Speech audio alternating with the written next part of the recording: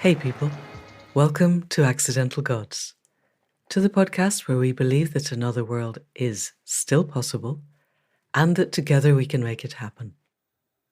I'm Amanda Scott, your host at this place on the web where art meets activism, politics meets philosophy, and science meets spirituality, all in the service of conscious evolution and increasingly in the service of finding a way through to a generative, flourishing future that we would be proud to leave to the generations that follow us. My guest today is an extraordinary individual with a fascinating history. These days, Indra Adnan is a psychosocial therapist, founder of the Alternative Global, which is a whole new way of doing politics, and author of the book The Politics of Waking Up: Power and Possibility in the Fractal Age. If you're interested in how we can begin to structure things differently, how we can begin to think about things differently, then it's definitely well worth a read. And on a similar basis, you will want to go ahead and at least sign up to the Alternatives daily and weekly newsletters and very likely become part of their co-creation. Because the building of networks of community is how the new politics will form, as you will discover in the podcast that follows. So people of the podcast, please do welcome Indra Adnan. So Indra Adnan, author of The Politics of Waking Up, which is one of my favorite books and is much thumbed, as you can see. Listeners, you can't see that, but I promise you it's much thumbed. It has many, many lines of yellow highlighter all over it. Welcome to the Accidental Gods podcast. So good to be here. Thank you so much. Thank you. On this beautiful spring, sunny morning. So usually I ask people, how did they get to be here? What do they do? But this morning, I really want to ask you, because so many things arrived in your life to bring you here. But what is most alive for you in this moment today? Yeah, thank you for asking, because I am feeling something strongly at the moment, and more strongly over these past few days. And it's that I'm in a sea of conversations around the question, what is a new politics? Or, if politics is broken, what's the alternative? I mean, that's how we started our own project. And as I say, many books, many references, many names, many official, unofficial conversations. But one of the aspects of what we're doing is trying to develop a new media system and asking the question, what is the right kind of media that would bring people together on the one hand, help them to communicate better, but also amplify something sufficiently to be attractive to people who aren't already interested in that question. And the more I think about it, it could well be that words and books and, treaties and agreements may, in the end, have very little to do with it. The question might be more, what is the feel of a new political era? What is the, to use an old word, the ontology of waking up and finding your agency in a world where everyone else is doing that as well. Yes. What does that feel like? And how do we create the media for that new feel? The one that, in fact, probably led to that question, what is life for you this moment? So what's really alive for me this moment is, what is life, a different kind of life, feel like? And what am I being attracted to? And where would you be what would you be attracted to as a feel? Yes. Rather than as a blog? Yes. Or yet another video that we haven't really got time to watch on whatever medium is our favorite social media at the moment. Gosh, there's so much to unpick in that. So I'm going to go backwards from how I would normally go. At some point, I want to talk about the Alternative Global, how you set it up, why you set it up. But it seems to me partly because I'm at the stage of writing the book where I'm exactly trying to design exactly what you're saying. So this feels very alive for me also. And where I'm feeling my way into is a balancing between understanding that this has to be co-created, that all the people who absorb this media have to be part of creating it. We're past the stage where Lord Beaverbrook or the Barclay brothers or somebody, Murdoch, with beyond stupid amounts of money gets to print black words on white pages that people absorb and take as fact. That still happens, but we need to move beyond what in the book I'm calling the legacy media to something that's much more alive. And balancing that, I spend a lot of time listening to Tristan Harris of the Centre for Humane Technology, and he's just launched a new course, which amazingly and wonderfully is free because he has really big sponsors, but looks really good. And I want to do it because it's how do we create an actual humane social media technology? Because at the moment, we're stuck in a place where the race to the bottom of the brainstem is a thing, where if one social media company, let's say TikTok, which at the moment is growing very fast in the younger generation, were to choose not to use outrage as their most accessible means of gaining people's attention, then the rest of the attention economy would look at them and go, well, you just failed, didn't you? And they would continue to use outrage and garner the attention, and TikTok would just disappear. So now I'm in a conundrum that I would be really interested to explore with you, because this is absolutely, I think, the fertile field that you are in, of if everyone else is using outrage and people respond with their attention best to outrage, and we want to come from different values. We want to come from compassion and connection and coherence and clarity and grounding in the web of life. And none of these is dependent on outrage. How then do we begin to create the conversations that make those happen? Because I believe once they're started, they become so generative that you don't want the outrage anymore. But making that cross is the interesting bit. So over to you. I'm already loving our conversation because it's already taken on this kind of dialogue quality. I really want to hear what you're saying. And I'm going to ask myself and ask you as well the question of whether or not our idea of what is currently happening isn't the narrative that we've been fed by the very newspapers that we're trying to get away from. So this idea, for example, that Twitter or TikTok is about outrage, I would question that. Because if you choose to go towards TikTok with your own demand for what it is that you want to see, and you're generating your own algorithm, really. And I have a very good friend who's a dancer, but she also works in prisons, so she has this huge, big life, right? But she says that she came off Facebook and she came off Twitter and she only watches TikTok now because she has been most successful at generating an algorithm for herself, which she only sees joyful stuff. And all she sees is joyful dancing and expression. And so now she's on social media as a joyful media. Interesting. Right? Because she took responsibility for her own generating of it. And I would say the same thing about Twitter to some extent. I use Twitter for its hashtag, mechanism. So I can find a tribe really fast by using a hashtag. Hashtag waking up. I suddenly, I move into this huge space where everybody's interested in waking up just simply by that small mechanism. The question of whether or not you end up getting invaded by a lot of extreme views.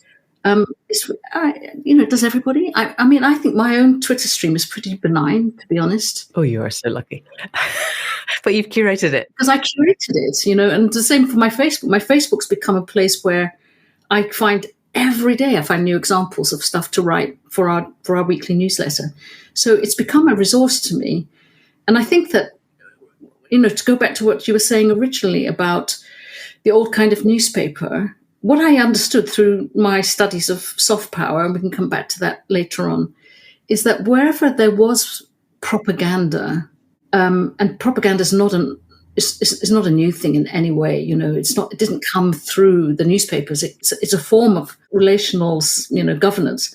Yeah, yes. As long as writing has existed, which is quite a long time.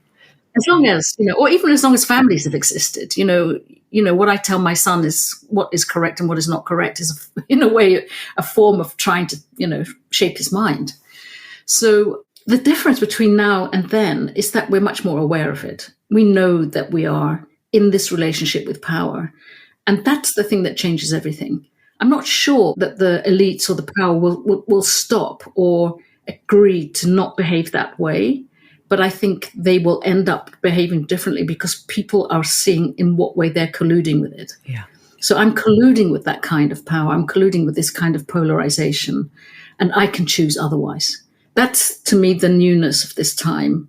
Okay, so then that leads to a question of, I hear you, and definitely we can curate. And I, exactly like you, have a Facebook stream now that I love because mostly it's about horses and dog training and regenerative farming and things that, and it's great. And my friends are going Facebook bad. And I think, well, I think Meta is probably a really, really dangerous thing, but I don't have to take part in it. And I've deleted all my credit cards so they can't steal any more money from me.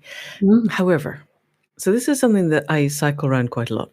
I think we have the rest of this decade, at most, to take what is essentially quite a big bus, driving very fast towards the edge of a cliff, where the people who currently have their hands on the wheel are slamming their feet on the accelerator. And I want to borrow the wheel and turn it sideways. And I want to take them with us. But I definitely would like not to go over the edge of the cliff. And so perhaps I listened too much to Tristan Harris, but it seems that the numbers of, as in the statistics of the outrage algorithms are pretty clear. And I absolutely hear that if you want to have an Instagram or a Facebook or TikTok or a Twitter feed that is generative, you can do it. But that they make their money out of the fact that most people actually enjoy the righteous indignation and the outrage. I remember reading a paper when I was at Schumacher that you get the same hit. If you get a situation where you have polarization, my side, their side, your side is under threat and then prevails, the dopamine release is the same as if you just had a nose full of cocaine. And that's quite hard to wean oneself away from if you don't have incentives so to do. You're a psychosocial therapist. You have a lot of incentives and understanding and tools for self-awareness and connectivity. How do we reach people who are currently in the attention economy and where the outrage does seem to work? I'm imagining that that's where your original question comes from. How do we create a media that is sufficiently inspiring and engaging and feels like it's speaking to them, not at them? I think we both share the view that Don't Look Up was kind of sad because it may be the most watched Netflix film of all time, but it polarized everybody. It made the left or the progressives feel that they were absolutely right, and it made everybody on the other side feel that they were being screamed at again.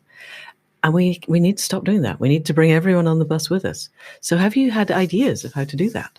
It's a fantastic, complex question. And, I'm going to start by saying every attempt to serve people in a new, better way, bring out the best in them, help them find their potential is a worthwhile one, right? And so there will be many layers of this happening. And I think probably what Tristan's doing is vital. I'm not going to say for a second, that's not vital.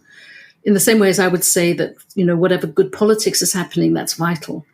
But I also think there's another thing that one could be thinking about, which is really to shift one's idea of a human being. So the danger for me is when we continue, and especially from this point of view of the 10 year, this being the crucial 10 years, history has proven that it's not enough to especially recent history, to do unto people. Yes. Because whatever it is that, in a sense, people can't do for themselves, then it leaves them vulnerable to being manipulated by someone else.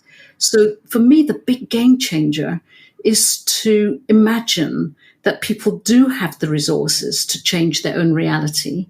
They're showing that to us in many, many ways. And it's really their self-organizing that you want to tap into. Now, when I describe myself as a psychosocial therapist as opposed to simply a therapist, I'm saying that, excuse me for using like extreme words, but it's not simply a problem with the individual. It's the context within that they are able to behave. We live a society that still enslaves us. Yes. We are the subject of big business and of advertising and of storytelling, which has somehow tricked us into believing that our essential emotional needs are going to get met by doing this.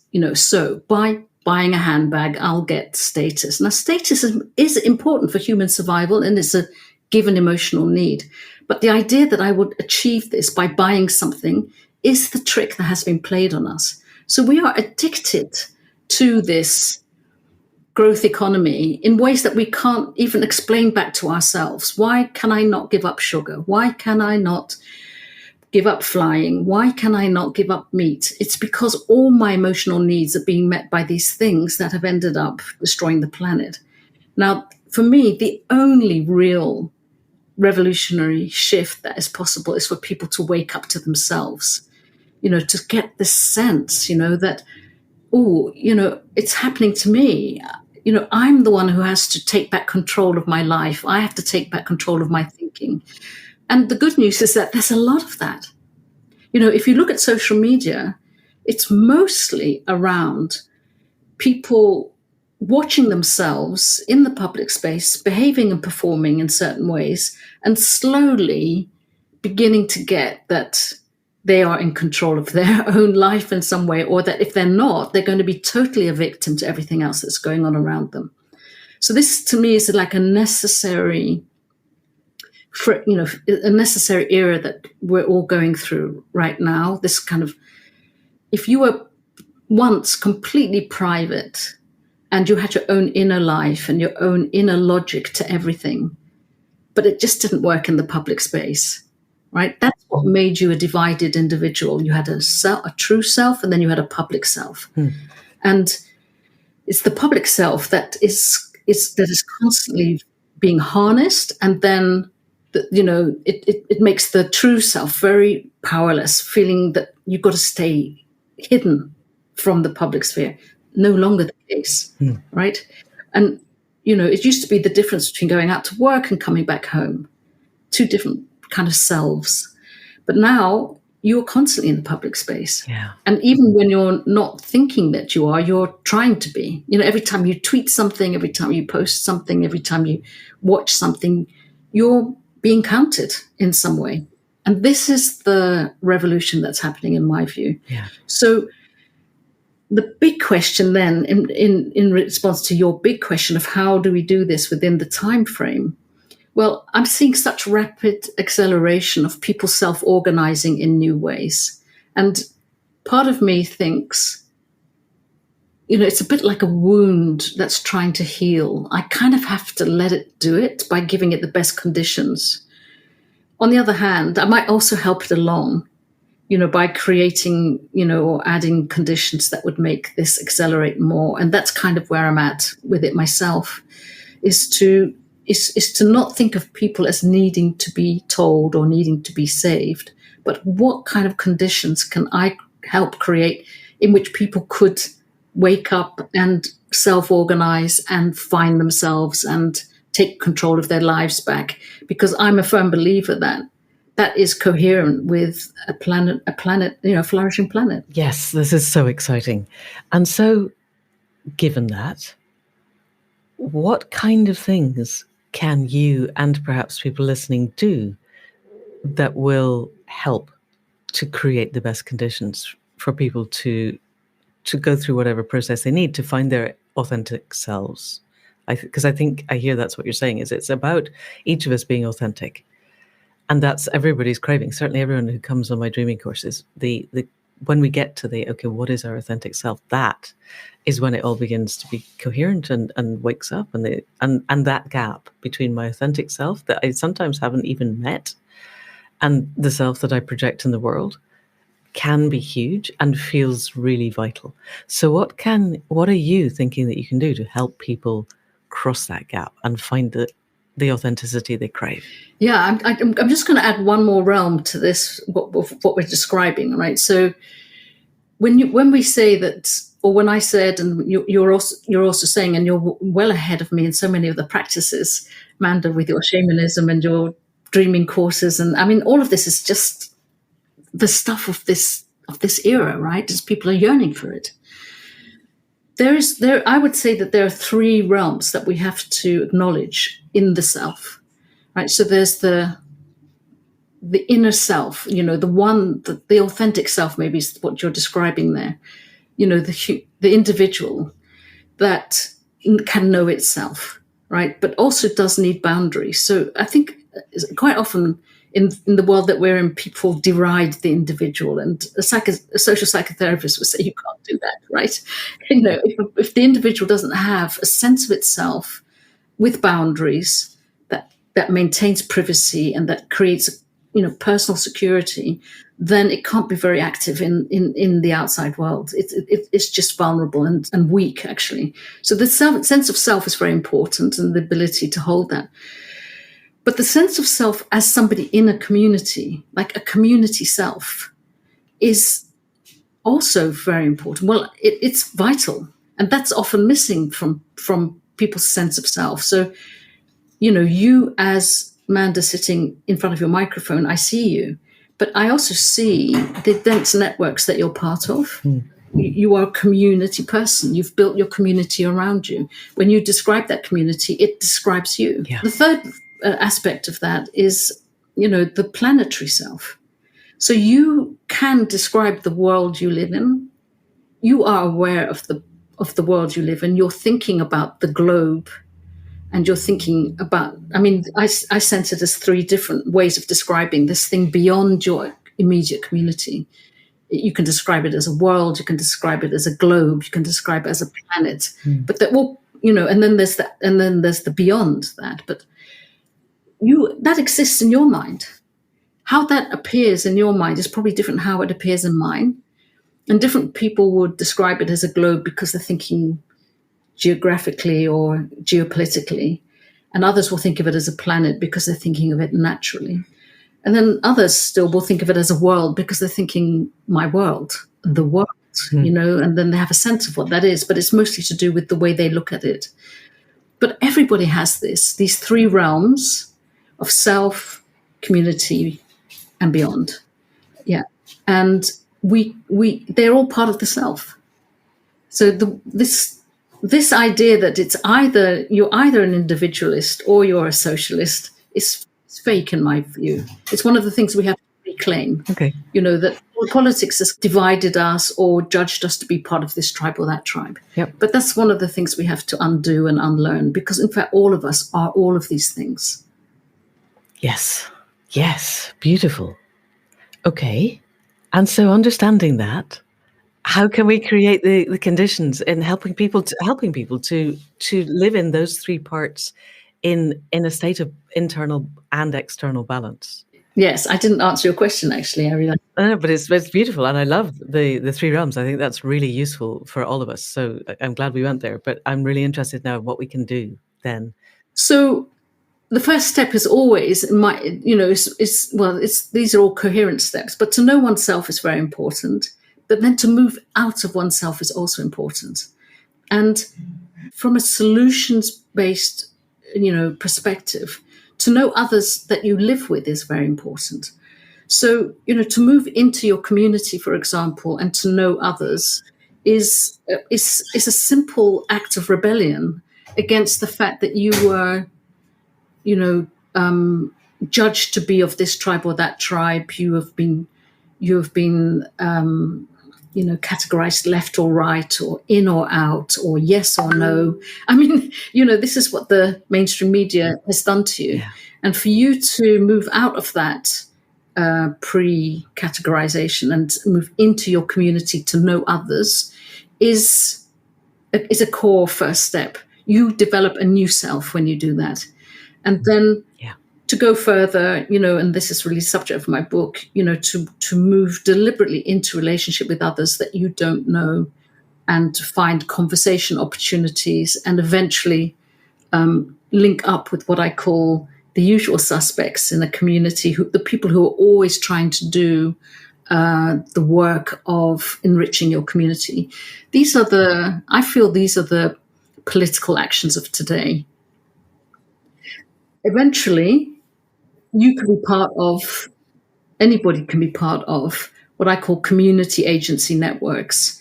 And now these communities could be virtual, but I think it's very important they're on the ground as well, because that is where people are being polarized in ways that have real outcomes. How you vote, for example. Well, I'm not going to say that's more of an outcome than other kinds of action. But knowing where you are being polarized and working yourself against those things is your agency. And then there is, when you think about the natural occurrence, and there are hundreds of thousands of these community agency networks of all different kinds, when there is the potential through technology to really connect how these things are working to each other, you're slowly beginning to get a sense of a new form of collective agency. Yes. And we talked on the podcast with Down to Earth Derby recently, and that was such an extraordinary, moving, grounded example of people doing exactly what you said. And the amazing thing is the city council in Derby is really connecting with them because they're seeing that they're enriching people's lives and that this matters, and it's beautiful. So that has struck me as one of the core ways people can begin to take agency.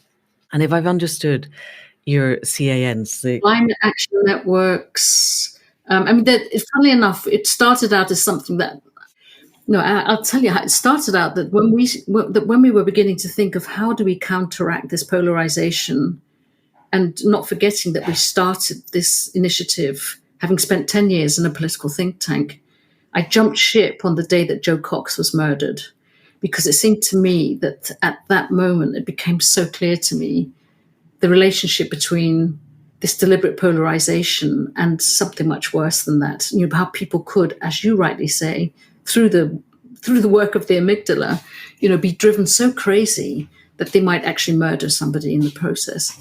And that's what happened, and it came right to the surface. And this was simply around the vote about whether to be in the European Union or not, something that most people hadn't thought about at all, until the moment came, and they were polarized in this sense. Yeah. So that knowledge that we needed to come together on the ground became really obvious to us. But it's really the action of, understanding that you can do that human agency, that this desire for everybody to have more agency, all the, millions of individuals being in a way woken up through the arrival of the internet 3 decades ago. This is the era that I call the revolution that we've been in, requires, some form of container. So it's not enough really to just be waking up to your own, new powers or your own new enlightenment or your own new ways of seeing things, if indeed we don't have any containers for this kind of action. So that's the thing that we started to prototype ourselves in the first couple of years of being part of this platform. And it's when we started to prototype them and really try to design new ways of bringing people together in a community. And we thought about it a lot, how to bring it, going back to the original thing I was talking about, what kind of design would be really attractive to people, have the right energy in it, using the arts, using food and drink and so on. We just call them friendlies. How do we design friendlies for people to come together and then invite them into looking at the future, and then invite them to start prototyping, new things like, social enterprise, new gatherings, new forms of media. This is what happened in the process. So this prototyping that we did, and then beginning to look at the community in a new way, and beginning to see what does it actually take to move into more diverse gatherings, made us see that what we were trying to build already existed. Right. And this has very much been the pattern all along of our intervention, is to think we need something, start to design it, and see it's already there. Right. So that, and that just becomes something that I'm so familiar with now, that I have my own eureka moments and think, we should do this, and start to do it and find it's being done already. But you then can amplify it. So let's take a step back before we talk about that, because you said we a lot, and we haven't actually discussed yet on the podcast who we is and how it arose. So do you want to tell us about the alternative, what it is, how it arose? Give us the kind of edited bio of that. Yeah, sure. So at the time, having been through, a career of first the arts and then conflict transformation, this is just my journey in a nutshell, and then thinking and writing about soft power, which for those who are not familiar with that term, it's an international relations term which talks about the difference between guns and money and the power of influence and attraction and storytelling.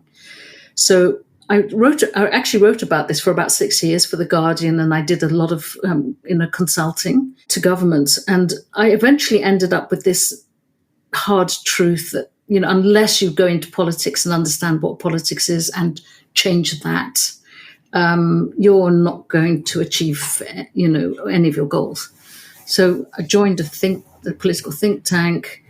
I spent a lot of time. I even ran to be an MP at one point. And I thought I was just frustrated the entire time. It was very obvious to me that the party political system is very dysfunctional. And I wrote several papers. One was about New Times, and another one was about is the party over? And at the time that I wrote Is the Party Over, I met somebody called Uffe Elbæk, who was running a very different kind of political party in Denmark called The Alternative. And he himself had been running another program called Chaos Pilots for about 25 years, teaching young people how to be able to pilot the future, how to be capable of the future. Wow. And he was like a serial entrepreneur. And he founded the party called The Alternative, and he started without a manifesto, without a political program, and he just ran political laboratories all over Denmark and crowdsourced his manifesto.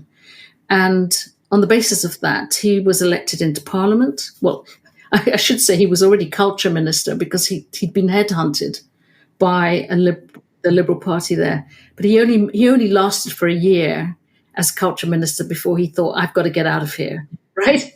I've got to get out of here and start something completely new. And this is what he did by crowdsourcing his political program. And on the basis of that became the fastest growing party in Denmark for a period of time. A lot of young people.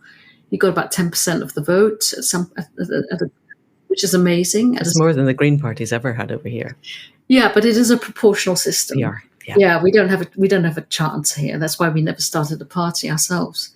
So I just used to spend time with him. I used to go over to Denmark. He really liked my ideas. I loved his ideas. We spent a lot of time together. And I was in Denmark on the day that Jo Cox was murdered. And it was on that day that I said, that's it. I've had enough of the old system. I'm jumping ship. And we started The Alternative. So it was, I must say, it was, in a way, it was my emotional jump.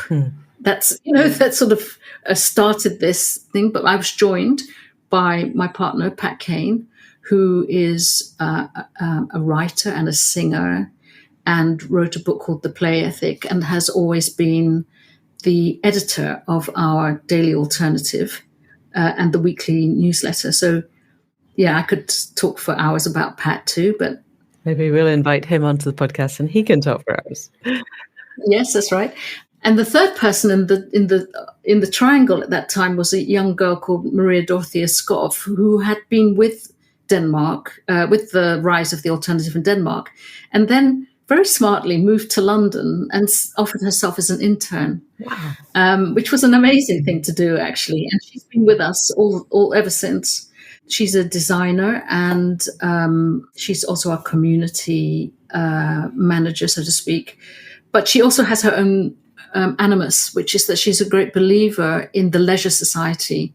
And she believes that political agency will find its place in the leisure society. And that is the kind of future that her generations can see coming. So this is when technology does most of the drudgery and people are working at things that they find have meaning and purpose. Yes. And that leisure and work then become indistinguishable. Yes, in a way, work falls away, in the old sense. And what we think of now is maybe we might describe it as activism or civic action, becomes enjoyable enough for it to be what we would do in our time that isn't the essential work that we have to do. Okay. So, it's a lovely vision, and she's part of it. And then we open the doors to co-creators. And co-creators are distinct from subscribers. So subscribers are people who receive our newsletter.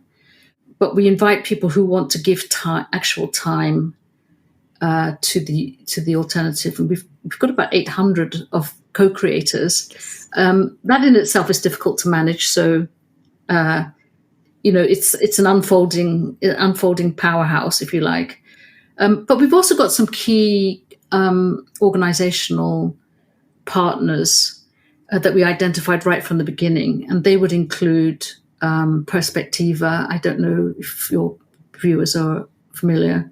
We've spoken to Andrea Lawson, who also published through Perspectiva, so we know that it's a press that publishes amazing books. So. Yes, that's partly it. But they're also it's called it's an inquiry described as Systems, Souls, and Society, and I would describe it as a place of where the metaverse, if you like, or the meta thinking hits the ground.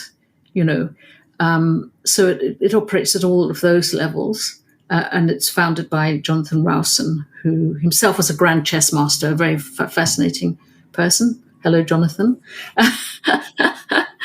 But we also had, as one of our founding partners, Peter McFadden, who was the author of Flat Pack Democracy, because he did something very original and vital and essential to democracy by showing how a community that, if it becomes coherent, can take over a council, so that it becomes, in a way, a community council.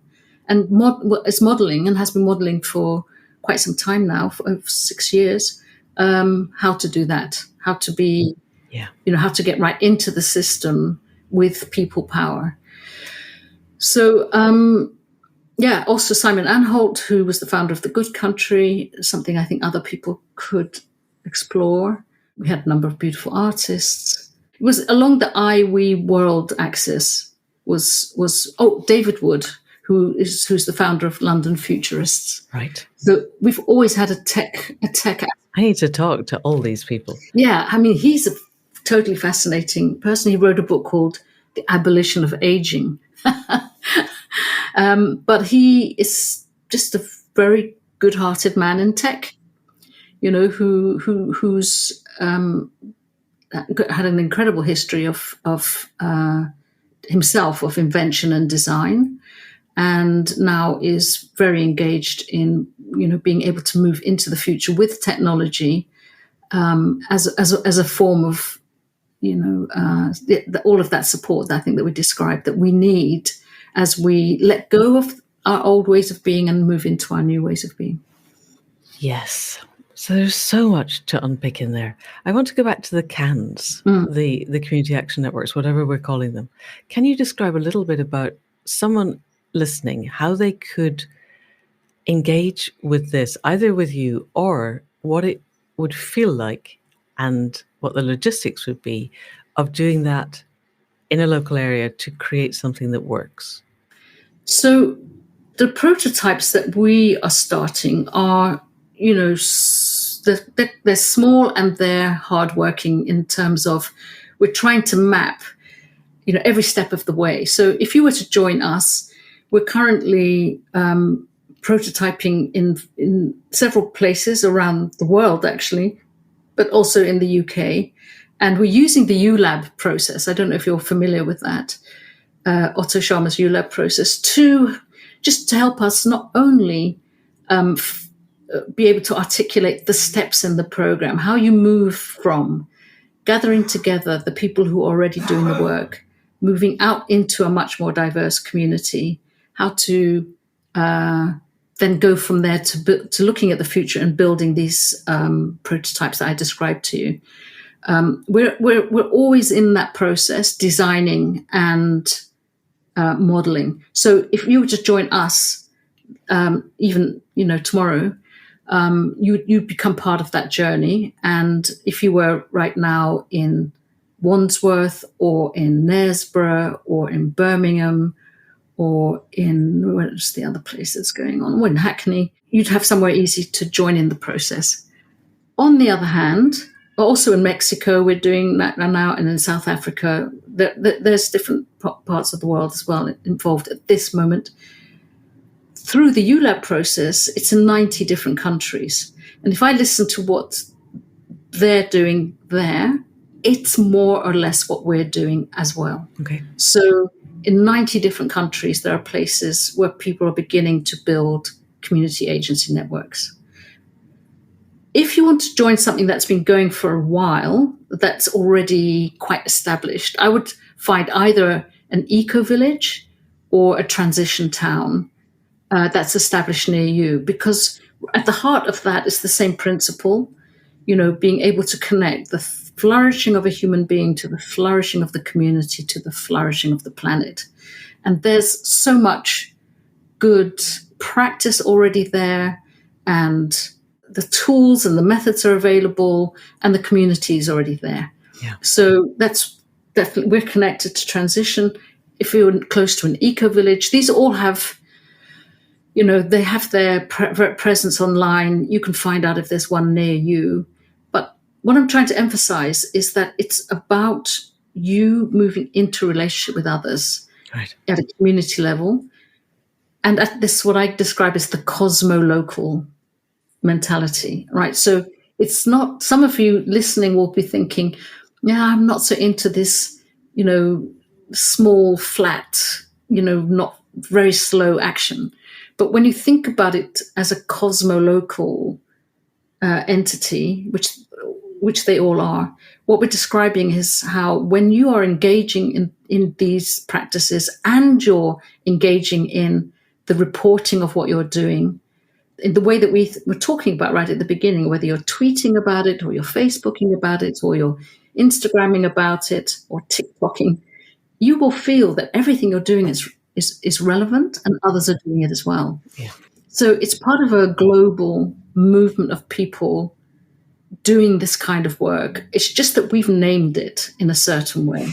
And we've named the containers and the importance of containers, because all of this is important for self-organizing. If we're just alone out in the universe of Twitter or out in the internet world, whichever way you want to partake, it's overwhelming. Mm. You can't get traction at all. You just be lost. But if you're beginning to create containers for that energy in a place where you live and you're partaking, it's the same thing, but it's organized and it's beginning to have results, and you can move it towards and be part of a worldwide movement that's moving towards climate, transformation. Brilliant. So in the end, we could create a movement of movements. Mm-hmm. If each of these individual entities understood themselves to be part of a greater movement, then we could knit them together. We have a listener, hello Claire, who listened to our podcast with Trust the People and then went on their course, and now is doing extraordinary work gathering together the people who care that our local river is having raw sewage dumped into it, which is a single focal point, but it's creating community, and it's creating really powerful community, and it's now linking up with other rivers that have equal communities that care what is being dumped into them. And now we're organizing in our local river training for all of us to be able to go and do river testing, see what little microorganisms are in there so that we can feedback, so that people have data. And it creates a network of people who otherwise probably don't have a huge amount in common. And I'm also finding that creating networks around food, everybody has to eat. Yeah. It's one of our universal principles. Yeah. And if I go to people who are otherwise, we know we're opposite ends of the spectrum. We watch each other buy the different newspapers in the village shop. But if I drop the climate change narrative and say, I want to eat food that grows on fields that I can walk across, and where my buying of that food helps the young children of the people that we both know well to have employment that they find meaningful and enjoy. On that level, we can have total coherence, and we can let go of the "you don't believe in climate change and I think it's going to roast us all in a decade," and just grow food together. And then what's the best way to grow food together? And fertilizer just went from £200 a tonne to £1,200 a tonne, and they're all looking at, we can't afford to fertilize anymore. And fortunately, the regenerative farming community is going, we can help you. We're there. So I think you're right. There's this movement of movements arising. So given that, I want to read a little bit from your amazing and wonderful book. And then I have questions, because I think you're the only person I've interviewed who might be able to answer them.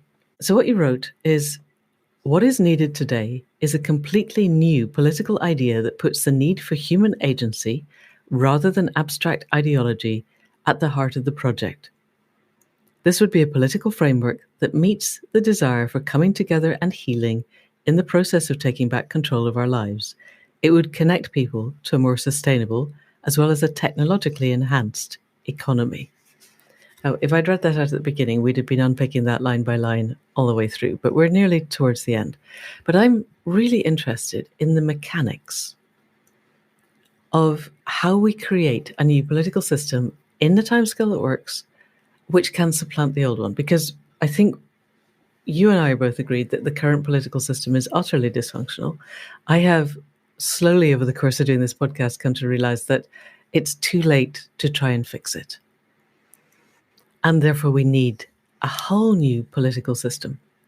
And I read somewhere in your book that in Somaliland, they're using iris recognition as a way of identifying people. So I think, okay, that's technologically possible. But we still have to find a way of bringing together the demos, the greater mass of people, in ways that gives everybody a voice and doesn't just give voice to the people who shout loudest or longest or hardest or most divisively, and then generates, in the way the gentleman whose name I can never pronounce in Denmark, crowdsourcing the manifesto, crowdsourcing what it is that we all care about deeply enough that we can agree on this, and then finding the structures to make that happen. This might be a whole other podcast, but you seem to be one of those people who's thinking about this daily, and you're way ahead of me on this because I have only just recently started thinking about it daily. So how do we do it? What does it look like?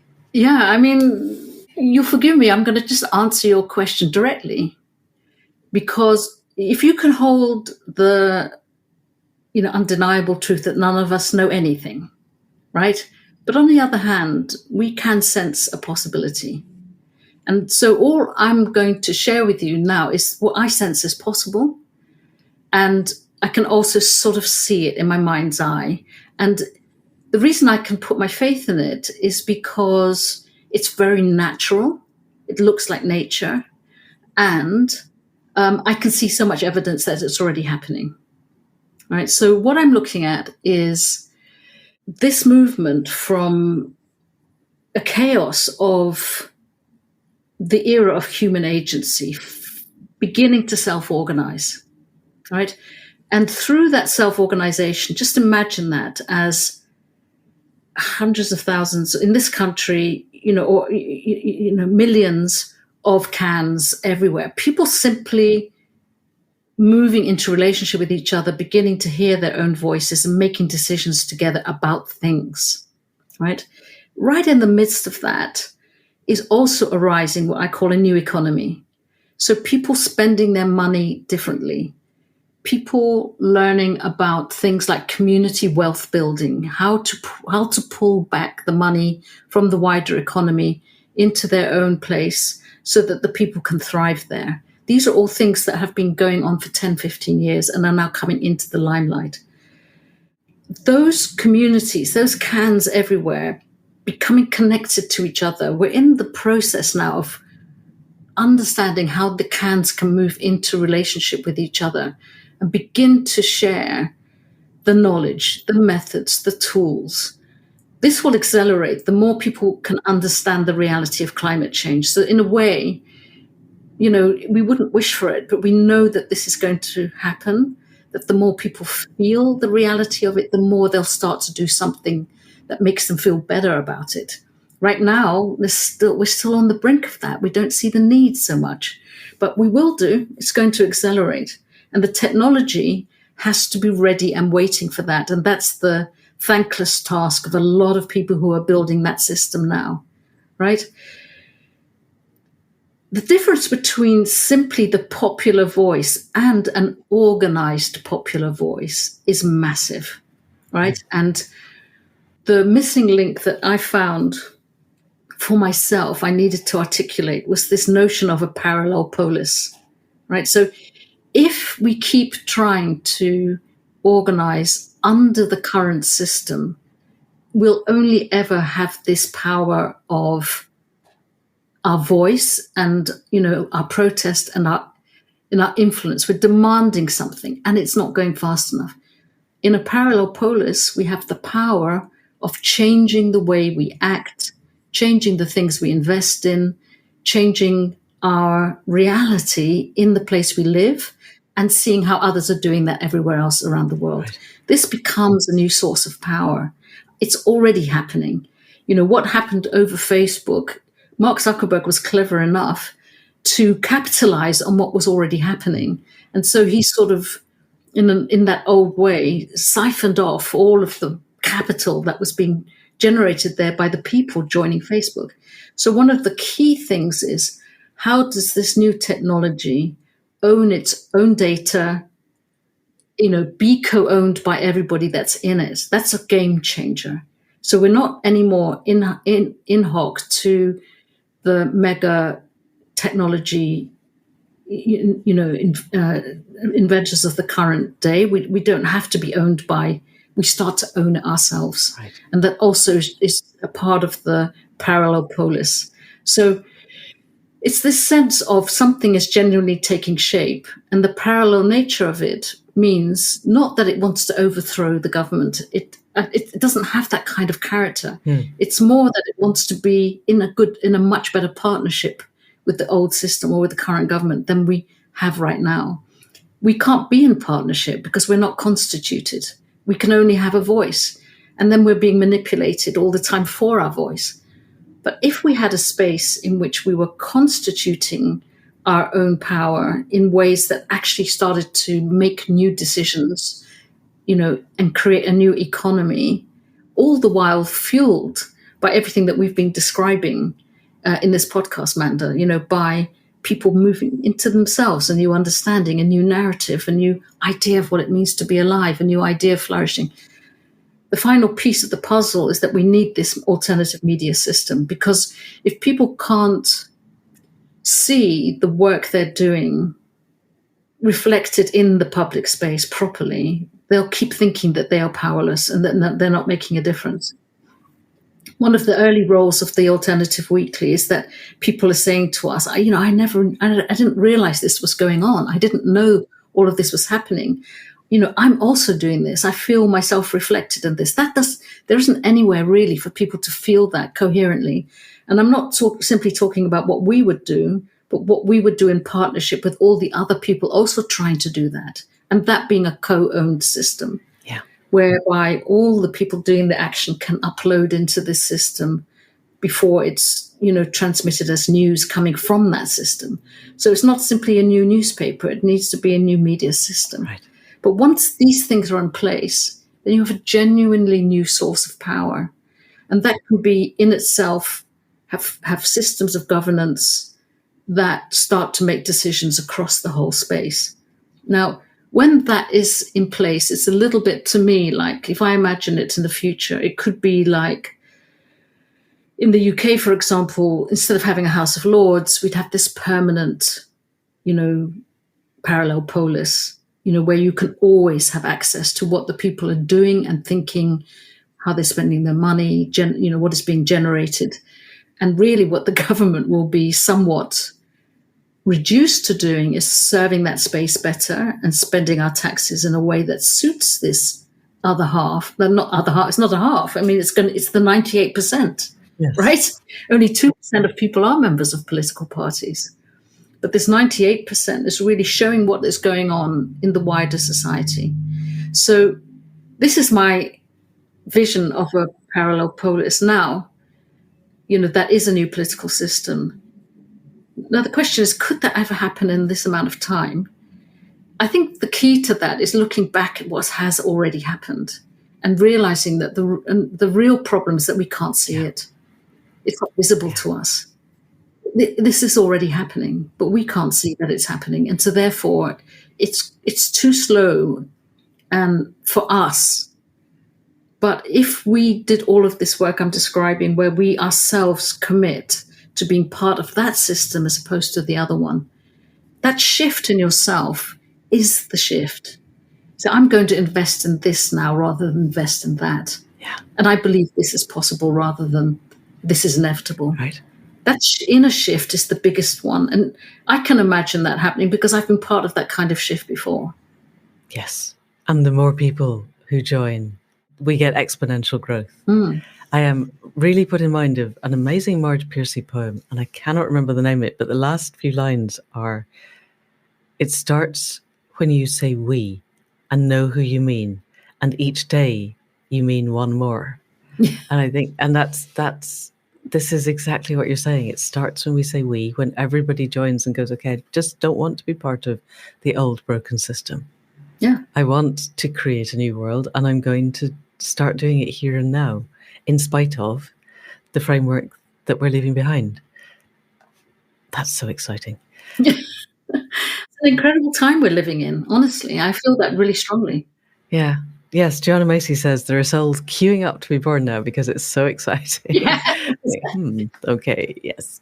I hope so. I really hope so. We've run out of time, which is sad because actually I'd really quite like to follow that particular road further down of what it looks like. But I think we'll come back again. And definitely, for those of you listening who are coming into Throughtopia, Indra is going to come and talk explicitly about creating new democratic and political systems within Throughtopia. And so we will unpick that a lot more. And then you will see it written in so many different ways that it will become the dominant new frame of our culture. And then everybody will know about it, and then it'll happen. Yay. Indra, I think what you just said is fantastic closing words. But if there was anything else you wanted to say to people listening, now is your chance.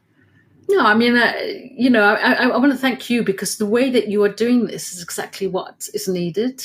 And to be part of your podcast is really being in this system and doing this work. Thank you. And so, I invite anybody who's listening to ask yourself, what is your medium? If you're feeling any of this, how do you want to feel it communicated? And then what is the way you would communicate what you're now feeling? Because when you find that, that's it. You're giving rise to the thing that we're all trying to give rise to. Yeah. Well, find what makes your heart sing and then sing it. Beautiful. Yeah. Thank you so much, Indra. It's been such an inspiring hour together. And I look forward to talking to you later on Throughtopia. Thank you. Yeah, thank you. And that's it for another week. Enormous thanks to Indra for the depth and perspicacity of her thinking. She is genuinely one of the few people I know who has spent decades trying to work out all of the ways that we could do things differently in our political and governance system. It, I think, is clear to all of us by now that the existing system is utterly dysfunctional. And yet, how to supplant it and displace it and replace it in a way that is completely peaceful and that draws people with us is the challenge of our time. And Indra is one of those who is addressing it on a daily basis. So if this has touched you at all, head over to The Alternative and connect and see how you can begin to be part of the movement of movements in your world. Filling in some of the other gaps, the poem that I couldn't remember is called The Low Road by Marge Piercy, and I will put a link to that in the show notes, along with links to Indra's book and her website and the various other people and entities that she mentioned. And if you're interested in being part of what I am hoping will turn out to be a think tank, creating the stories that will take us forward to inspire people who don't have time to go and check out websites, but who still want ideas of how we can frame the world differently, then come along to Throughtopia at throughtopia.life, THRUtopia.life, and be part of the new visioning of how we can do things differently on all levels, in all ways. And that's it for now. Huge thanks, as ever, to Caro C for the music at the head and foot, and for stellar sound production. Thanks to Faith Tilleray for the website and the conversations that keep us moving forward. Thanks to Anne Thomas and Jill Coombs for the transcripts. And, as always, huge thanks to you for listening. If you know of anybody else who wants to know how to be part of a movement of movements, of how we can do things differently, then please do send them this link. And that's it for now. See you next week. Thank you, and goodbye.